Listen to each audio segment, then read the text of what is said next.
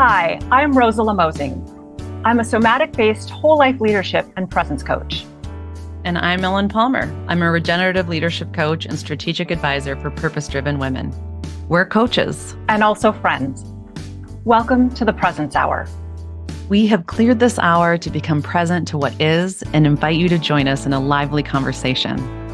We'll explore what is coming up for us and illustrate how cultivating presence can help us gain new insights, perspectives, and ways forward. Let's come together and take the mystery out of presence by getting ourselves there now. Take a deep breath into your heart, and from here, we'll begin. Hello, welcome to our first episode of the Presence Hour. Since this is our first episode, we thought we would do a little Q&A between the two of us as a way to introduce ourselves and why we love talking about practicing presence, and also explore a little bit why presence plays such a critical role in our own personal growth and development, all of us. Let's take a minute to introduce ourselves. Rosela, do you want to go first? Sure. As I said in the intro, my name is Rosela Moseng. I am a somatic-based coach, working mostly with people who are wanting to come into themselves as a leader or to find ways to be more authentic or intentional in their own lives and create meaningful impact. I am currently based just outside of New York City. I've been here for a couple of decades, originally from Minnesota, and having grown up largely in California. So I'm kind of a little bit all over the place. I do most of my coaching online. So I coach throughout the US, and I'm exploring doing more in-person outdoor coaching at the moment as well. Cool. And what about you, Ellen?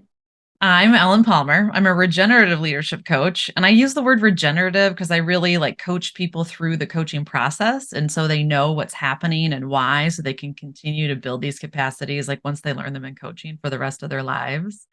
I work mostly with women. I am passionate about women leaders and boosting women leaders in the world. I think we need more of them in positions of decision-making power. So I am here to really boost the resiliency and the courage and the confidence and helping women feel centered in their values and what they want to do. I love coaching. I live in Minneapolis, Minnesota. Rosela and I did not meet in Minnesota, just to say. And I live with my partner, my two grade school kids that keep me busy. And I try and spend as much time as I can outdoors. All right, should we dig in? Should we share how we met? Yeah. Do you want to start with that?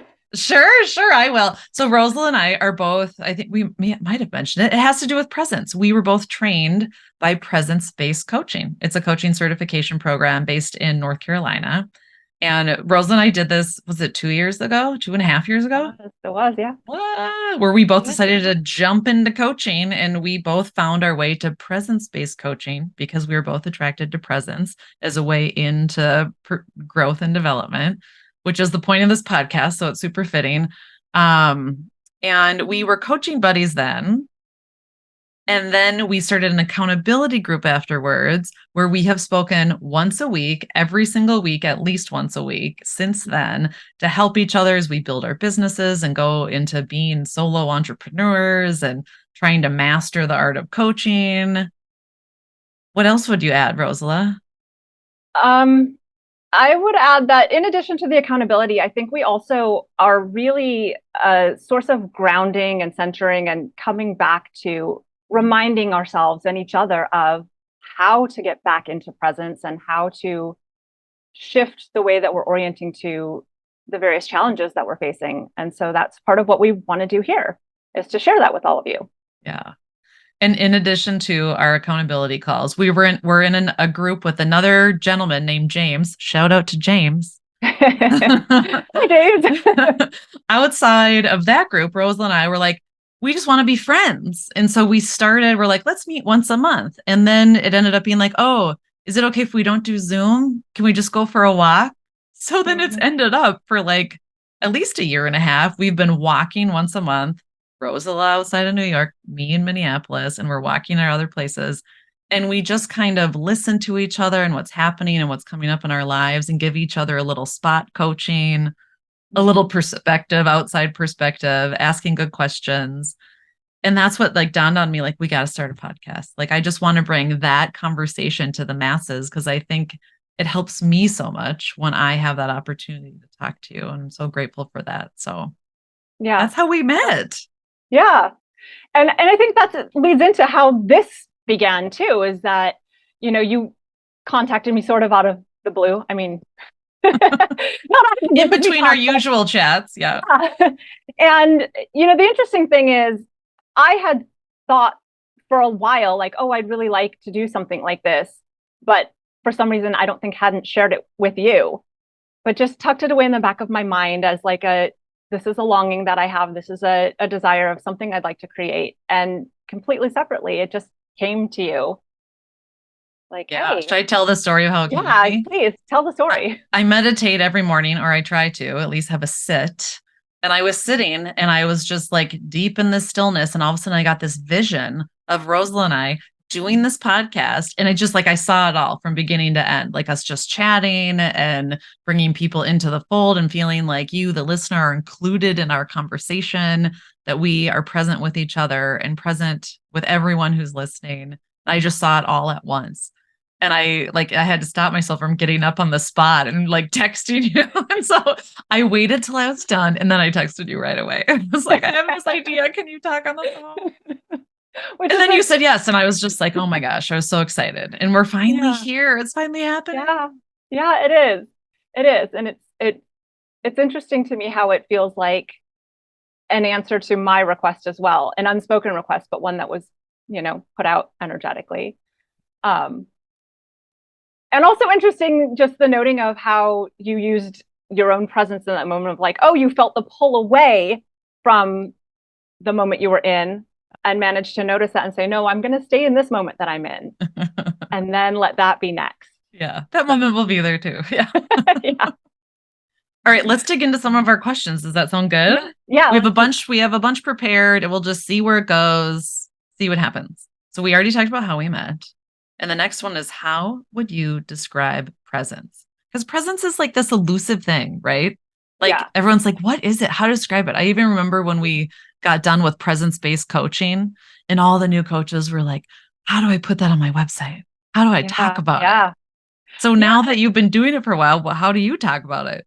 Well, I'll give you a little context of the history of how I came into this thinking. But for me, I think, my background is in the performing arts. And so I was trained as an actor in college. And so presence can mean a few different things from that perspective, like I think magnetism or charisma, things like that.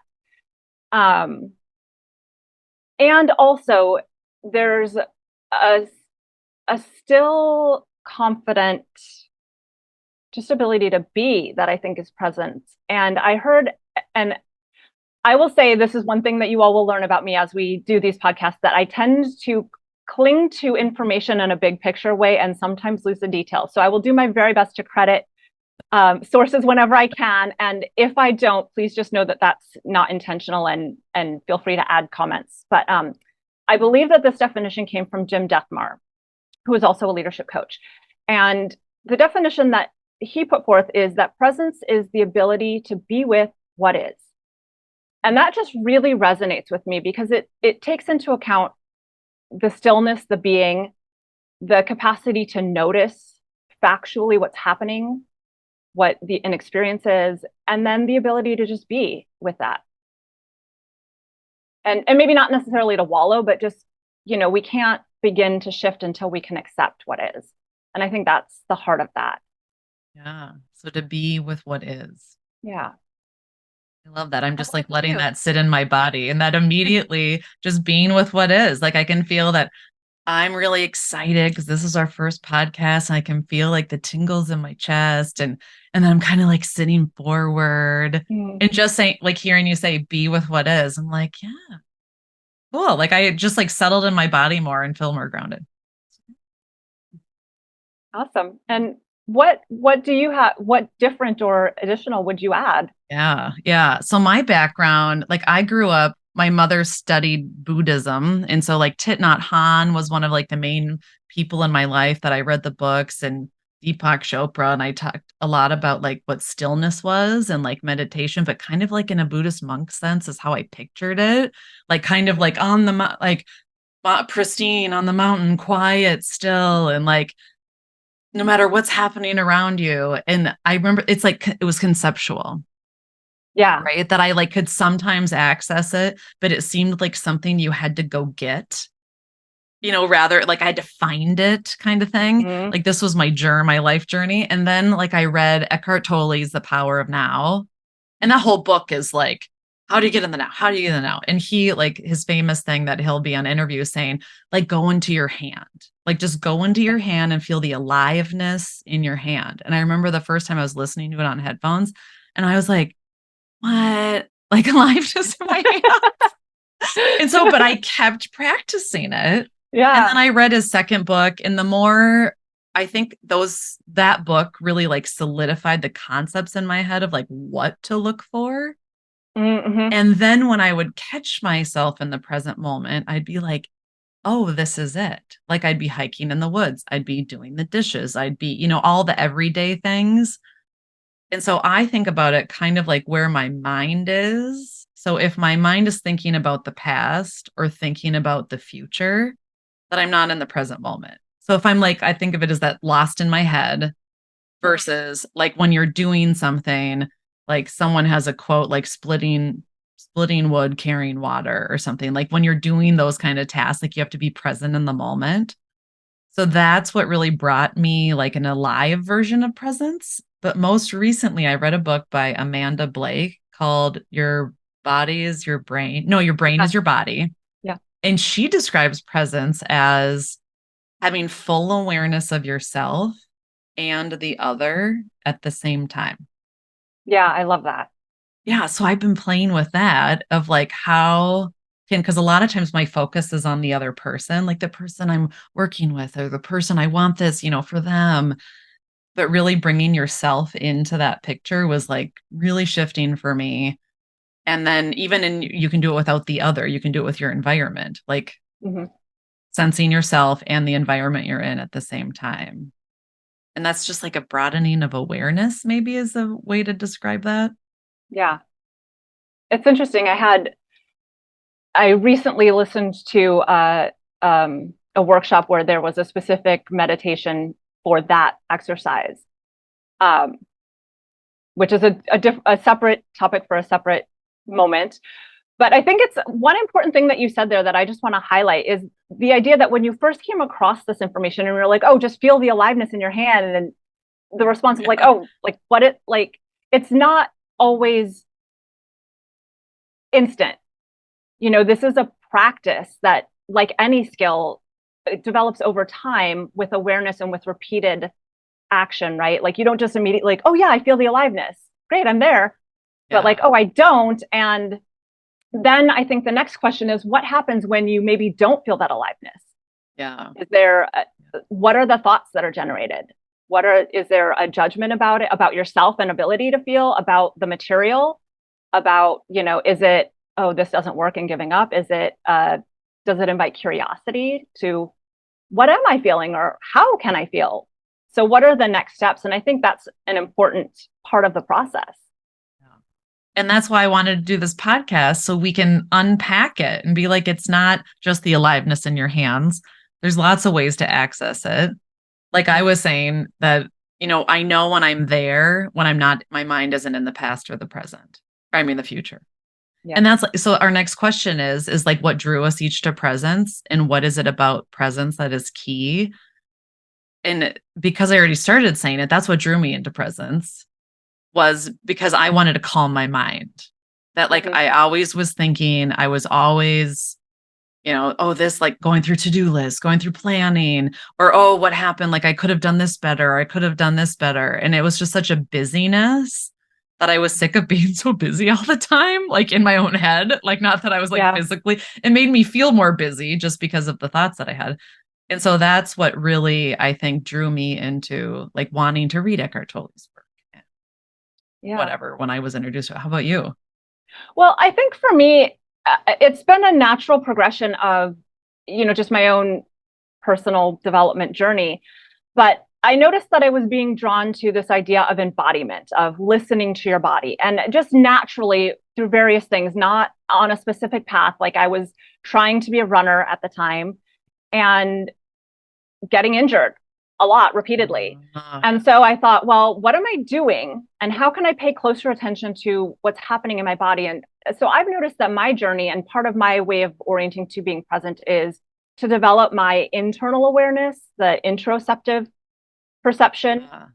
And what I'm starting to see now is that that also can draw me out of an aspect of presence because I become so focused on what's happening internally after having been so dissociated from that for so long, or disconnected, I guess, that then there's the next level of reincorporating, okay, how can I hold awareness of what's inside and still, for example, I was going on my regular walk and it's raining out. And so I'm trying to avoid puddles and not walking through areas that are grassy where there's no sidewalk.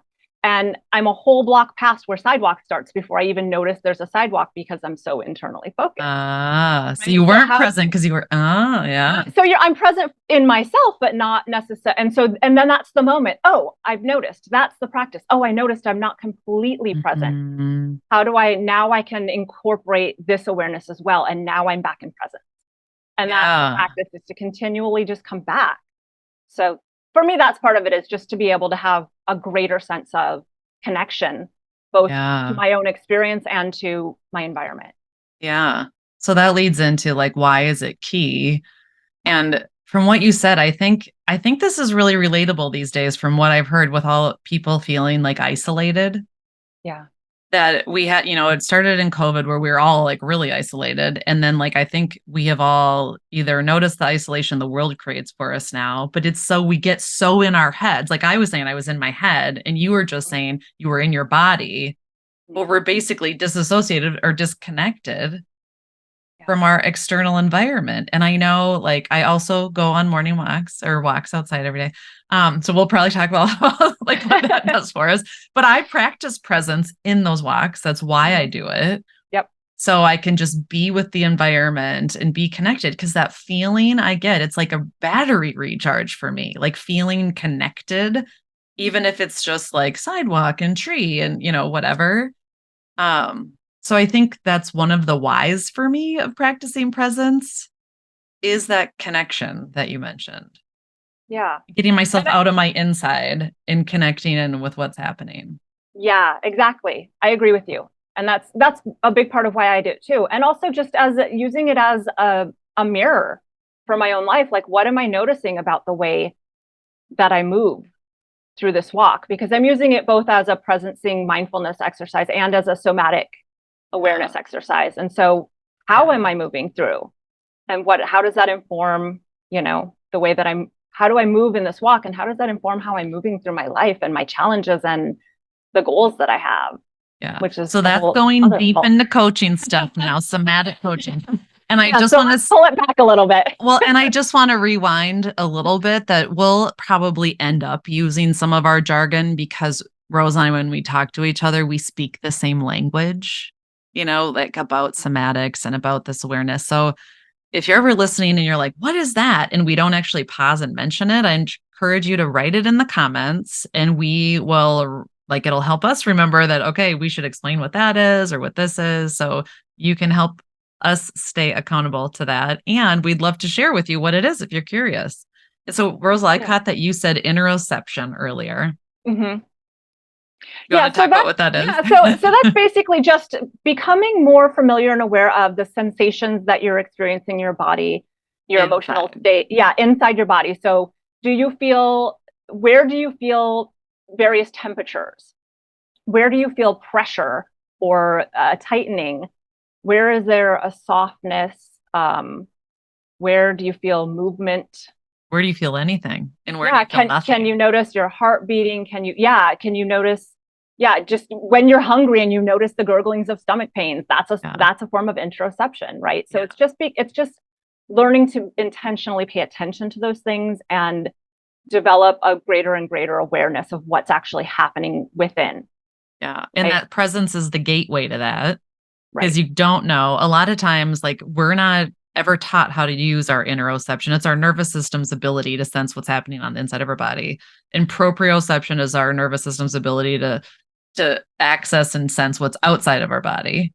And so Hmm. if we go to interoception, like most of the time we only like feel it if we feel pain, Right. right? And And that's, otherwise we're like, and it's a skill to fine yeah. tune, just like presence. That Yeah. so if anyone's listening and you're like, oh my gosh, I can't feel my own heartbeat. I don't know what's happening in there or where there's feelings, or like I was saying, I can't feel the aliveness in my hand. Like, um, that it's like a thing that you just like start noticing once you put your attention on it, you're like, oh, I do feel like the fluttering in my chest, or I do feel that Mhm. my gut is like tightened up when I'm having this conversation, or so Yeah. on. I think that's another important distinction that you mentioned, Ellen, is that for many of us that aren't super connected to our internal sensations, I think pain is often a, a first way in for many of us.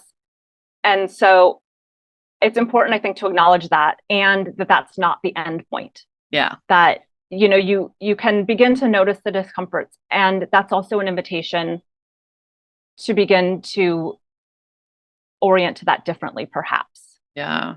I So think we need a whole episode on yeah. interoception. Um, what's next? Why are you interested in growth and development? We're both like growth and Oh, development fans. So like tell me why you got into it or what gets you excited about it. well, I'm not sure I have a clear answer for this. I know that it's been a driving interest for me my whole life. I'll say probably because probably it comes from a wounding of some kind of wanting to understand how humans work so that I can navigate social interactions in a way that allows me to feel loved and like I belong.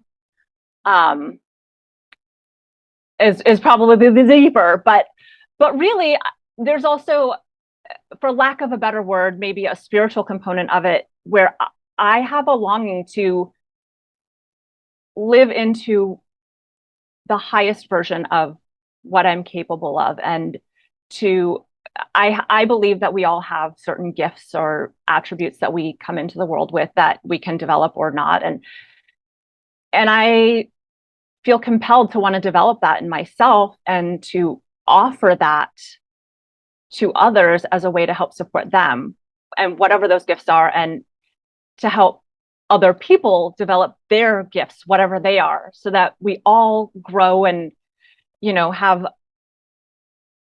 a greater sense of aliveness and a more joyful experience of life, which I do think is possible. So That is all so beautiful. And so, I mean, each one of those things just like hit me, like speaking of interoception right here.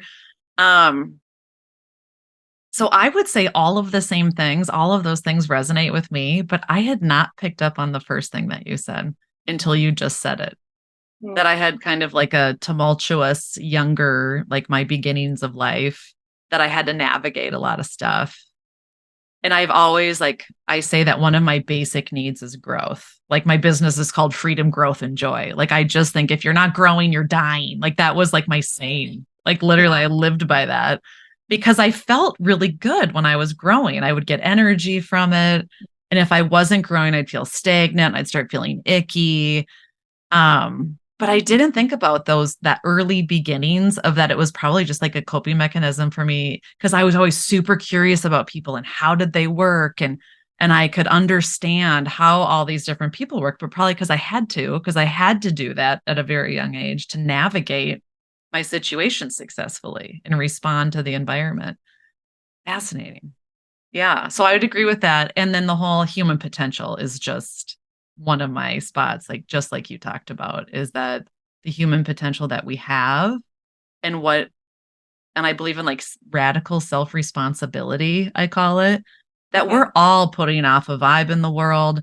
We are all making choices to like, how are we contributing to our family unit, our like work unit, our community, the greater, like If Yeah. we're putting out like a bunch of like mud, then our lives are going to be a bunch of mud. And if we're putting Yeah. out, like you said, those higher level emotions like joy and finding things that fuel our energy and finding ways into like what, like living our passions and so on, then it's just like more of that in the world. So I kind of thinking, how would I put this? Like raising the consciousness of the planet by raising our own Yeah. consciousness. And that Yeah. sounds really like out there. And what is that? But really, it's simple of like if you're enjoying your life, and even if I mean, I think about when I lived, like, let's say living in a cabin in the woods, and all you're doing is like getting up in the morning and living your life, but you're doing it with like that's what makes you happy. That it's not about like getting things, it's like whatever is meaningful to you. I guess it's about creating meaning to Yeah. me, growth and development, that people have meaning, whatever is meaningful to them, and that they're present for it. Yeah. And I think it's important to also distinguish. I don't think either of us, I'll speak for myself. I think that I probably can speak for you as well, but please correct me. It's not about negating or ignoring the feelings that feel challenging or Yeah. unpleasant. Yeah. It's not pretending that everything is always looking for, to feel good. It's noticing that there are challenges. You build capacity to endure and move through them to find the place where there is greater ease, there is greater joy, there's greater authentic alignment to your own values and to what you want to experience and create in the world. So yeah. Yeah. Thank you for saying that. That really helps create the bigger picture because it's definitely not all about ignoring the bad stuff and only trying to get to the good stuff because we all know our lives are like up and down from minute to minute, day to day, week to week, you know. Yeah. It's about how do you feel good inside and really Yeah. be able to express yourself. I guess that's another word I like using with growth and development, that you become like the fullest expression of yourself and that we're like I love allowed that. to be and we allow ourselves to be. Yeah.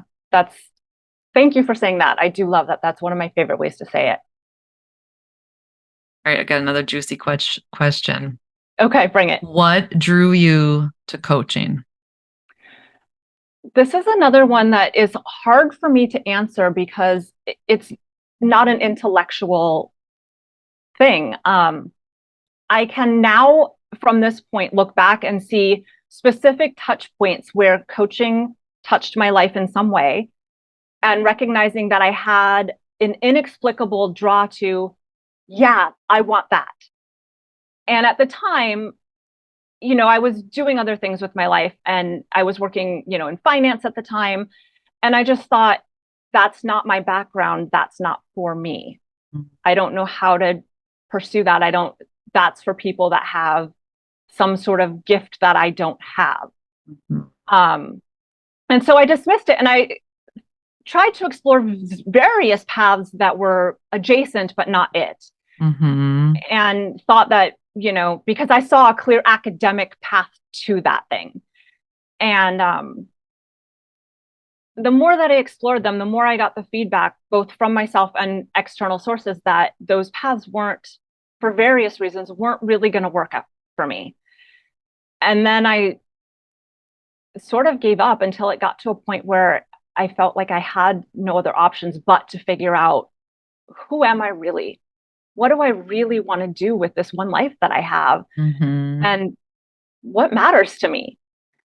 And that just sort of coincided with the world breaking down. Like I was breaking down internally in a way, you know, even before the world started breaking down. And then the world started breaking down, and it gave me this beautiful opening and space to really say, well, there's nothing left to lose and there's no other path forward right now, but to just try this thing.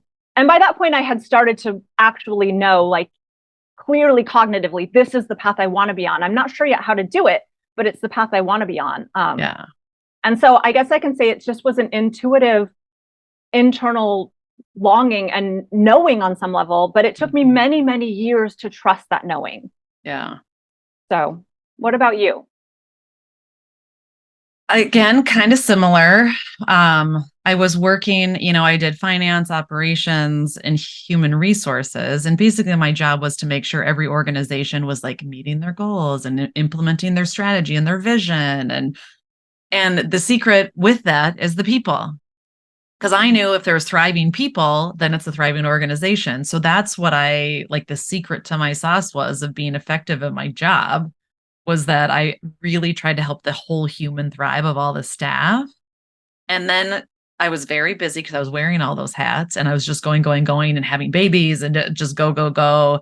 And I was very busy. And then, and I loved my job. So there was like nothing fundamentally wrong with my life. I was like doing things that I did like and enjoy, but it was just a lot. And then the slowing down during COVID, I actually got to like hear myself think for like the first time and I don't know how long. I was just like, and I had the same kind of internal questions like, what am I going to do with this one wild and crazy life? Like, what is this the thing? Is this like how I can make the biggest impact? Is this what if I did, what would fulfill me more? Like, I was looking more into human potential. What's my highest potential? What, like, people, since I was little, I was always told, like, oh, you have a passion and share it with the world. And I was always like, what is mine? I don't know. What is it? I was good at a bunch of stuff and I did it. But like, what, really make me feel alive. So I went on a hermitage, which I went into the woods for 5 days at this cabin in the middle of nowhere with like kind of a silent retreat. And I just did a bunch of journaling. And I was thinking, like, what is my favorite part of my job? And my favorite part of my job was to help people set really ambitious goals and then break down how do you get there? Like, what is that marching? And then personally, in my personal life, my hobby was personal development, right? Human potential. And that's what I like to do on the side. And I was like, what if I blended those things together?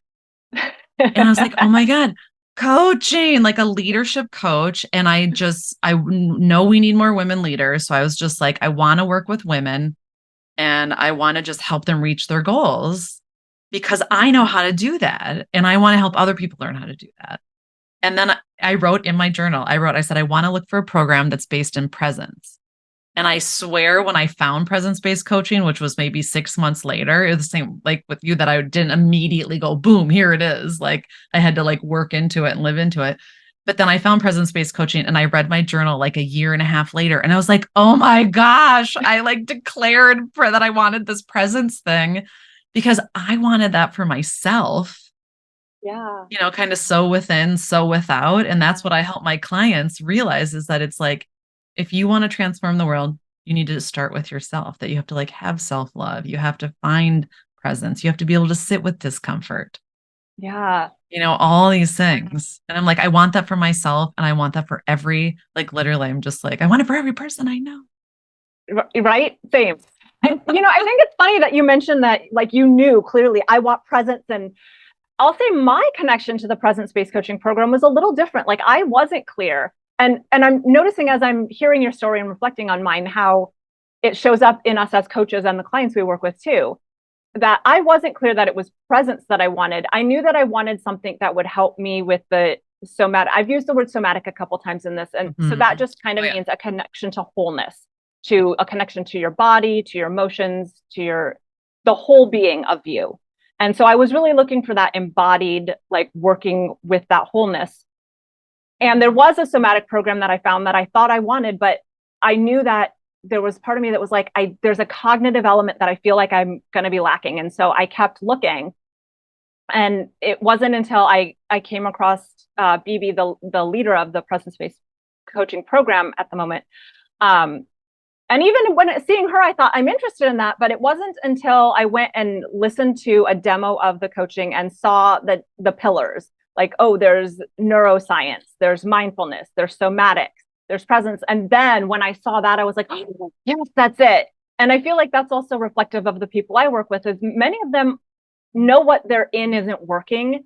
They have a sense that they want something more. They have a sense that they want to be living into a purpose of some kind, but they're not even always sure what that is. Yeah. And so, like, it's interesting how that's just a reflective Yeah. thing that I'm noticing. Yeah. We're like real life. I mean, it happens to us, we are just like everyone else, so like what we go through are the same, like the shared humanity that we all have. Yeah. So I'm looking through our other questions and the time, and I think we kind of went through some of these other ones. We talked about, like, why did we start this podcast? We've kind of commented on that. A little bit, yeah. How does presence help us in our lives? Do we want to go there? I think we can maybe articulate it a little bit more. I think we've talked Okay. about it a little bit, but maybe there's a Yeah. little bit more Yeah, to kind say. of around the edges we talked about it. Yeah. So how does it help you in your life? Presence. Well, so I'll say, we've mentioned the nervous system a little bit, and this might be a whole other podcast discussion because it's a big topic. But Yeah. really, a lot of the way that we operate is from a subconscious, just nervous system automatic response to things. Mm-hmm. And that's just the way that living things operate. Mm-hmm. And so for me, what presence does is it offers an opportunity to begin to be aware of what that response is. And over time, to become more and more aware of the more and more subtle things that are happening, and to become more and more aware earlier and earlier. And because it's a habitual pattern, it's kind of the same. There'll be a cue of some kind. We sometimes call these triggers, but there's a cue of some kind that creates both a chemical and emotional and sensory response in our bodies, and then that drives an action, and all of that happens in fractions of a second. And so as we become aware of these things, we can slow down and notice them, and that gives an opportunity to maybe choose a different path, to maybe be a little more intentional with how you respond in that moment, and to think about what is the outcome that I want here, instead of like if my partner says something that I feel a little unheard, sometimes my response is to just yell or argue, get louder to be heard. Mm-hmm. And if I can pause and notice that, oh, my chest, I'm feeling constriction in my chest as he says this. I'm feeling a little angry or a little sad. And where do I feel that? And I'm noticing all of those things. I can say, oh, I'm not feeling heard right now. Yelling is probably going to make him shut down more. Yeah. And so what I can do is just pause and either say, hey, I'm not really feeling heard right now. How can we shift this? Or I can just shift my own energy. Yeah. Because we have mirror neurons, which is a whole other thing we can get into. And Yeah. just by me shifting my energy can help shift the energy of the other person or the environment that I'm in, which you kind of touched on lightly earlier, but well, I want to go into the present. So that's how presence helped you, because you stayed present. And I just want to shine a little light on, like, what does it look like if you don't stay present? And so in that situation, it looked like to me, like you would just be reactive to your partner. Yeah. Your mind, like what my mind would start doing is start telling me all the stories about him and like why I'm right and what is happening right now is not good. And I would get defensive. Yeah. So back to the nervous system, you're more in like fight mode or flight Yep. mode, depending on how you react. And so presence, going back to, you're either like, so that means you're not thinking about the past or living in the past, because that's usually the story. When those stories start spinning, it's based on all the past, everything. And you're not thinking about the future. Like, I want to get them to do this, or I want to get, and so being in the present is like, okay, what is happening now? Because a lot of times we're stuck in our stories. Yeah. And we're everywhere but the present. And when you get into the present is when you can start using, I thought a lot of what you just shared was about how presence helps you with growth and development. Is you just named, like, how can I observe myself as a human and change how I react and shift from that reaction mode to pausing and consciously choosing how I react, which is a lot about what growth and development work is about, is like reprogramming those automatic patterns you talked about. Mm-hmm. And I think it also opens the door for a little bit more empathy and understanding for the other person's perspective, which helps create that softening. Because now it's like, now we're working together. How can we work together to address whatever this challenge is, right? Like, I named a really simple, specific personal thing, but in any challenge, right? Yeah. Which we'll talk about every single episode, right? Yes. So we're at the end here, and we want everyone to be able to experience a little bit of presence. because you can experience it now. You don't have to feel the aliveness in your hand. I think we're both going to share like what brings us into the like our go-to moves, right? Yeah. To bring us Yeah. into the present I think moment. let's just do some simple little starter. Yeah. Well, what brings you into the present moment? And will you like guide listeners through that? And then I'll just do the same thing. So there's a few different access points to see Sure. what Yeah. resonates with folks. Yeah. So these are just a couple. There are many, many, many, and we'll go through many more in, later episodes. But one of the most simple, basic things for me, um, when I notice that I'm not present, especially if I'm in a meeting, on a call, in a Zoom, if I'm sitting somewhere, which is often where I tend to want to zone out a little bit. I'm sure that's familiar. Is what can help bring me back to presence is to just first notice that I'm not fully present. And then I often will orient to the feeling of my sits bones connecting with the chair. And I'll see if I can. So I'll invite you to do that now. Just notice, can you feel your bum on your chair? And as you orient to that, notice, are you feeling a little tension? Are you kind of clenching and sitting up on your chair? Are you sinking? Are you kind of slouching in? Can you just let that part of your body, just let your hips, the back of your thighs, the full weight of your pelvic area just rest fully on the chair? And maybe even start to notice your breath, and if you can feel your breath in your belly area.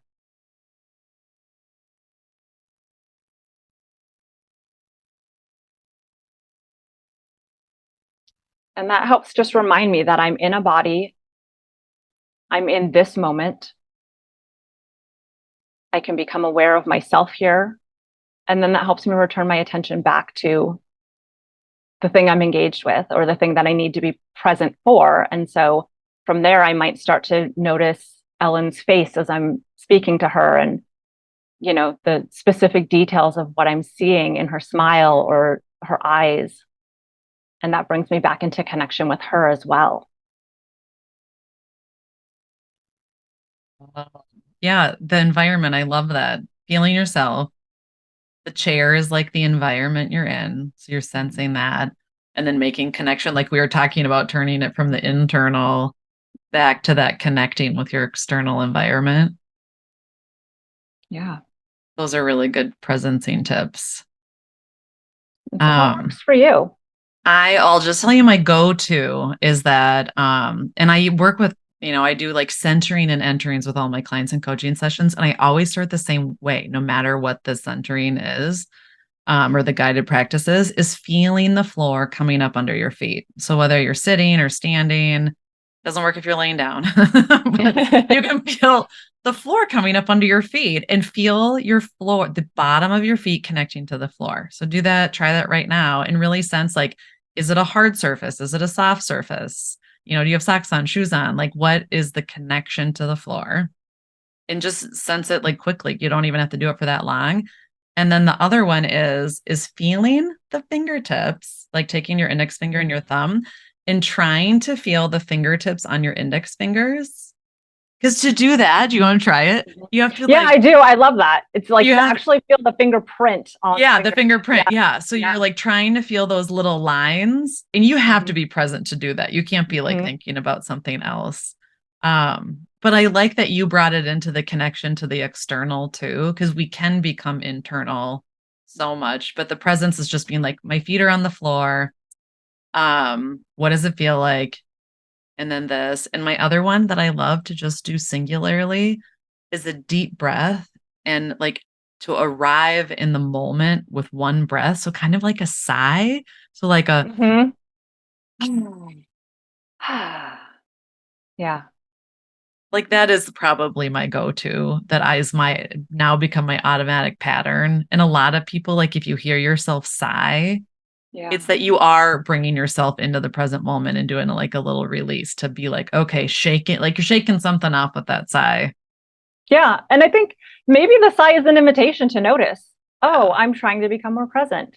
Because I Yeah. think we all just sigh naturally Yeah. without noticing. So maybe that Mhm. can be a cue to, hey, Yeah. my system wants to be present. I think that is a great way to end this episode. Is I that agree. invitation is notice when you sigh and sigh on purpose if it helps bring you back into the present moment. Ah, And with that, we are complete. yeah. Thank you for this conversation, Ellen, and I'm looking forward to us doing this again. Me too. And thank you to everyone who's listening. You are now a part of the Presence Hour community. So thank you too. Awesome. And we'll see you on our next episode.